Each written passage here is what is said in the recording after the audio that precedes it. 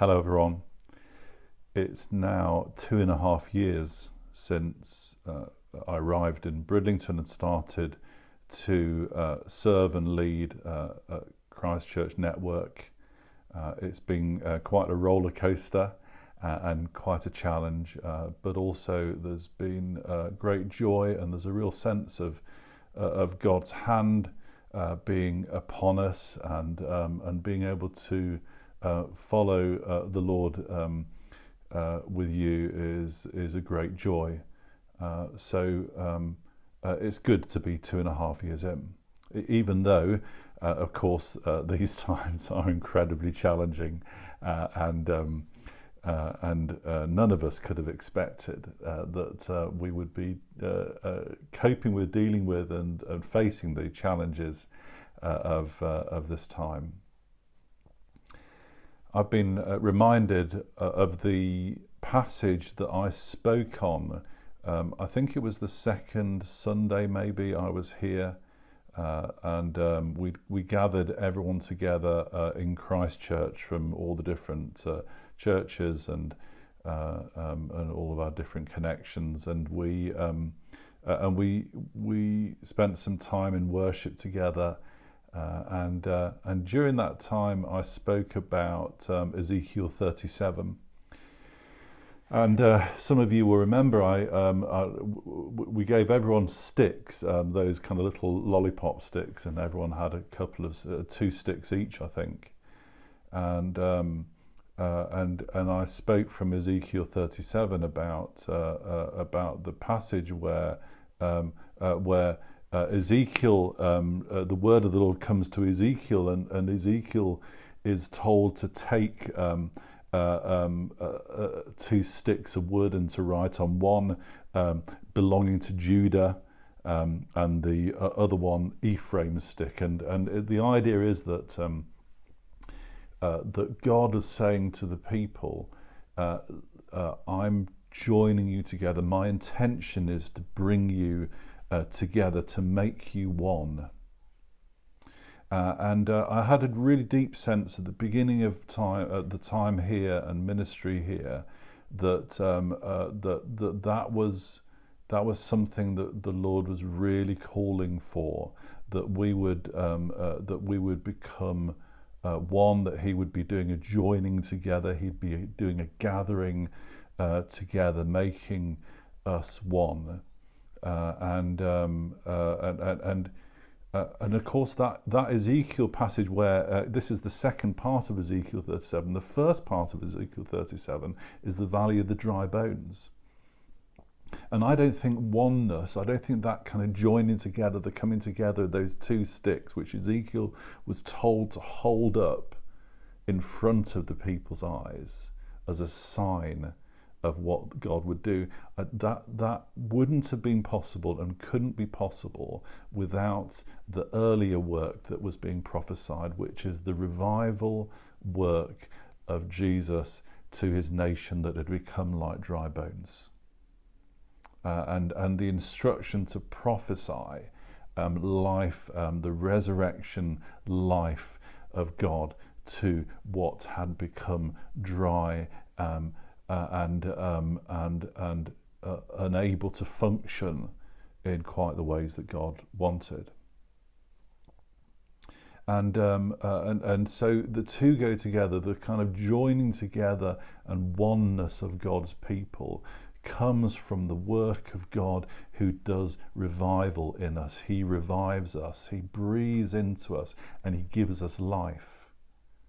And we know that personally. We know personally that that when we're dry, the Holy Spirit comes and breathes life into us. But He does that corporately as well. He does that with us all, and I think He's doing that with us as a church at this time. I think there's a call to be gathered in. There's something about the movement in that's going to lead to a movement out. But the gathering in is really important, and it's challenging because, well, in Ezekiel's days, that prophecy was coming to people who were really divided, a nation that was two nations when it should have been one. And there'd been a lot of history around that, and a lot of things built up around us, and we as a church have kept having to kind of face the challenges of the history of our development and the development of a network of churches and projects and ministries and that sort of thing, and there's a cost and a challenge to the coming together. And I think the Lord continues to work on that and is continuing to seek to bring things together. And I think we're at a really crucial stage and a time of coming together that is special, is yes challenging, will lead to us having to humble ourselves, and I think that there's been a lot of that process happening already that we've already been engaging in, and there's more to come. But we are at a very important stage, and I just wanted to remind you of this Ezekiel 37 passage. And I've been reminded of it strongly. And the reminder is that the Holy Spirit, that the Lord comes in revival work, and He breathes life into the dry bones. He breathes life into where it looks like things have become lifeless.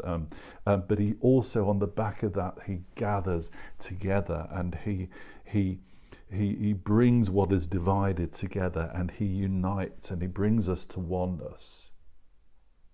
And it's not just simply for the sake of making us feel better about stuff. It's for the sake of the world around us, because that what God does in that oneness is He does it as a witness to the people around us, to the community that we're set in, to the nation, the region, the nation, to everything. It's a witness